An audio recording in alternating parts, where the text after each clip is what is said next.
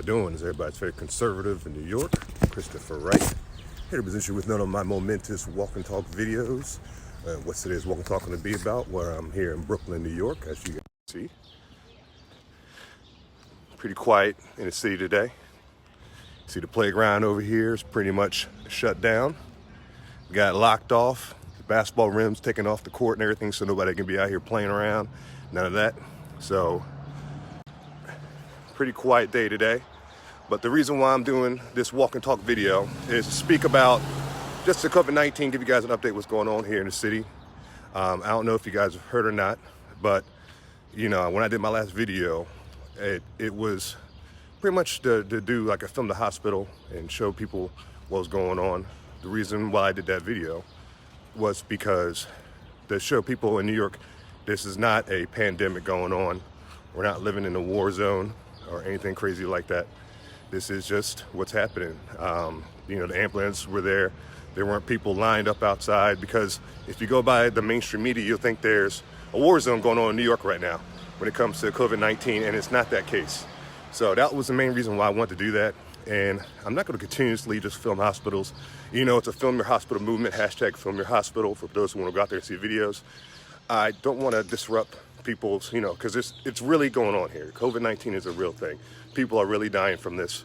My grandfather just recently passed away. They don't know yet if it's from old age or anything to do with the coronavirus. I had a cousin and her husband who passed away, who had 3 kids. So it's really, I want to make this very clear to people listening. This is a real disease that's going on. People are really getting it. It's really passing away. But my issue is the mainstream media is taking it and they're running with it and trying to make it seem like a mass hysteria. So when I did my video at the hospital today, it was to show people that this isn't a mass hysteria. This isn't, like I said, a war zone in New York and nothing like that. People are getting sick, but you saw it. There's no people lined up. They have that temporary hospital set up in Central Park with all the tents. People have gone out there, done videos. There's not children out there. There's not lines up to coronavirus victims have nowhere to go. So that is not the case at all with a lot of this situation.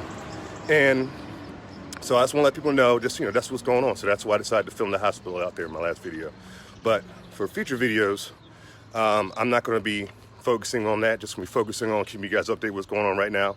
And right now, if you guys have in New York who are familiar with the area, they will know that there's a lot of small businesses that are closed down right now. It is very quiet. As you guys see, I'm walking through New York. It's very quiet right now because there's all these small businesses are closed down. So this is affecting businesses now. And, places I would go to get my laundry done, because, New York, no washer and dryer in most places. They're closed down. So getting laundry done is difficult. Finding places to eat is difficult. I went to the grocery store yesterday, had to stand in line for over an hour to get food. And the grocery stores, the basics are starting to disappear. The toilet paper, the bread, just stuff people need for grocery shopping, man. It's affecting the economy in a negative way. And what I want to talk about also is the crime in New York. They are literally letting prisoners out of jail here in New York City because of this coronavirus. And they're saying, it's in their fear of people who are criminals getting the virus. I'm like, if you're a criminal, you kind of lost your citizen rights in a way when you committed the crime. So why are we worrying about if you get the coronavirus or not in a prison? That's not our problem. But they're letting these criminals out. And what's happening, if you guys look at the MTA system here in New York, it's still running, but it's not filled with, they're not sending their best, as Trump would say when he came to Mexico. And they are overrun by, the homeless, just people who are, out and about now, being released from jail all over the MTA system. And it's affecting a lot of things, man. It's causing a lot of problems here in New York. And so bail reform is already causing issues here when it came to the crime rate. And now we're letting people just pretty much walk out free because of this coronavirus thing. So that's becoming an issue. That we're doing the social distancing here. So when you go out in public, you see people standing away from each other in line. Like people were trying to stand 6 feet apart while waiting in line to get groceries yesterday. It's just weird and strange, man. And like I said, a lot of this is caused by this mass hysteria by the media. Because if you look at the overall death rate, I think they're saying in America we're around a little over 10,000 at the moment, 4,500 here in New York. And so, but they're making it seem like, it's just killing everybody. Their hospitals are lined up. And if you guys look at the videos and do your research, you guys see that's not the case. Not just in New York, but around the country. I believe it was Utah. They tried to take a video footage from Italy hospital and portrayed as like it's the Utah's hospital that's flooded with victims. So the media is doing what the media does best, and that's trying to scare the public into believing their nonsense. So that's why I'm out here saying what I have to say today. We have around 4,100 deaths in New York City alone, and that's what's, the true numbers are. But if you guys look at the history of it, remember before this was coming out in public, when they were talking about these deaths, people were dying because, older victims especially who had heart disease or kidney disease or different lung disease, stuff like that, were dying from just those problems, but they might have had they died from that, but they might have been tested positive for coronavirus. So what they were doing is putting those people in the coronavirus numbers as they died from coronavirus. And that wasn't the case. They were dying from other problems, but they were putting it on the coronavirus to just pretty much manipulate the numbers and had the public believe that it's, a crazy mass hysteria going on. When in fact, there was more people who, like I said, died from the swine flu. There was 12,000 who died until they made it a national emergency. And Trump has been on this since January. So we need to give the man credit for what he's done, and the media is not going to do it. So that's why I'm out here doing what I'm doing. And if you look at what's going on also, you got AOC coming out recently, Alexandria Ocasio-Cortez, I like to call her, pretty much saying that the coronavirus is affecting black people more than it's affecting other races, and that we should get reparations for it. I mean, how stupid is that? How dumb and idiotic is for her to make that statement? And this is who we got here in a government for New York, man. And she's trying to play identity politics with a freaking virus. That's absolutely insane. And that's what the leftist focuses on, is politicizing everything. So now they're trying to say that this is a whole racist thing, this virus, and blacks need to get reparations, and trying to get us all stirred up is what she's trying to do, because it's almost November, it's time to vote. So the Democrats are doing what they do best and trying to get the black community all up in arms about something that's nothing to get up in arms about. It's a total lie, it's total fabrication. And if you also look at it, there's a doctor named Dr. Kyle Siddell in Brooklyn, New York. He is somebody I recommend you guys checking him out. I'm going to send a link in the description to this guy's video.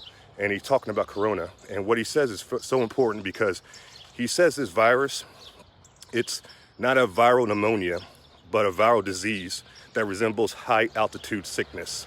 Now, make that very clear. He's saying that it's not what the media is trying to portray this virus to be. He's saying these people are getting this virus are resembling people who are in high altitudes, like mountaintops and stuff like that. Their lungs are resembling that. So when they're treating them, and you guys hear how they're treating people with the ventilators that have supposed coronavirus, they got this very dramatic way of treating them, where they're forcing a tube within their through their mouth and their lungs to give them air. And what happens is these people, are getting this treatment, are ripping off the mask from the ventilators because they feel so uncomfortable. And and then at the end, they die from ARDS, which is acute respiratory distress syndrome. And that's what they said is caused by coronavirus.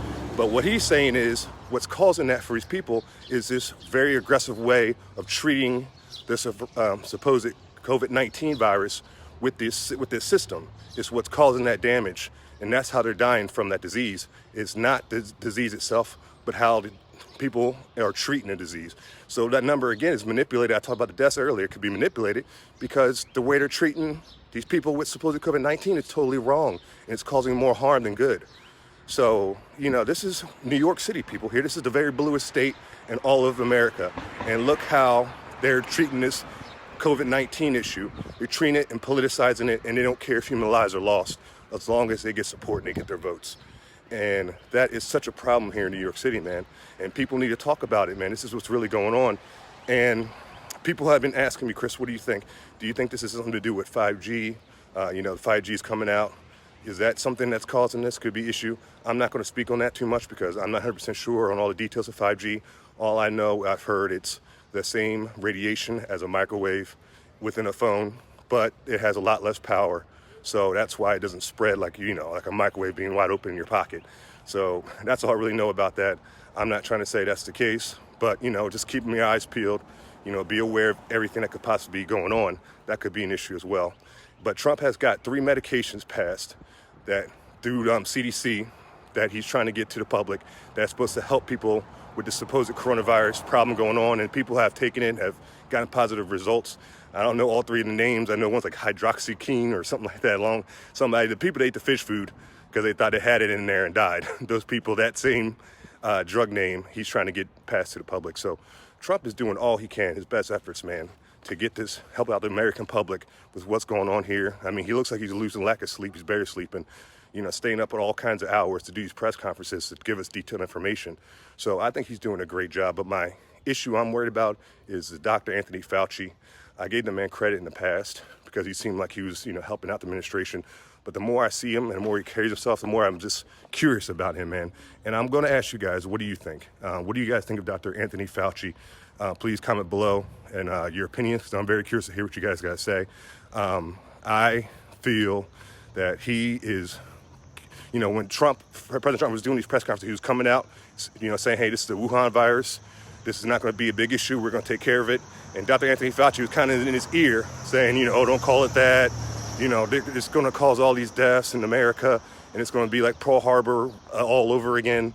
And then I hear Trump, he comes out and says, well, we're looking for around 100,000 deaths from this coronavirus. And it seemed like his tone and his kind of changed after a couple of press conferences. And I think that's something to do with Dr. Anthony Fauci being in his ear. I mean, the guy's a lifelong Democrat, so you guys know I don't trust the Democratic Party. And not only that, but he's been like doing all these media outlets like Lily Singh or whatever that female comedian is, a Democrat, Trevor Noah on a late, on his show and everything, the Daily Show. So he's on all these leftist media outlets talking.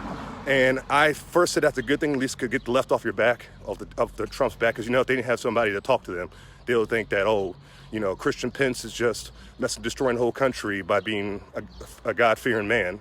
That'll be like their main issue. So I'm glad that he's getting out there and speaking with the leftists out there, but I just don't trust the Democratic Party.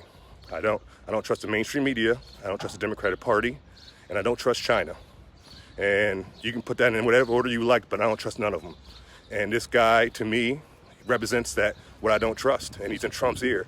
And I don't want him affecting Trump's decision-making, because I think Trump's on the right path when it comes to decisions. He doesn't need Dr. Anthony Fauci, the lifelong Democrat, in his ear preaching to him.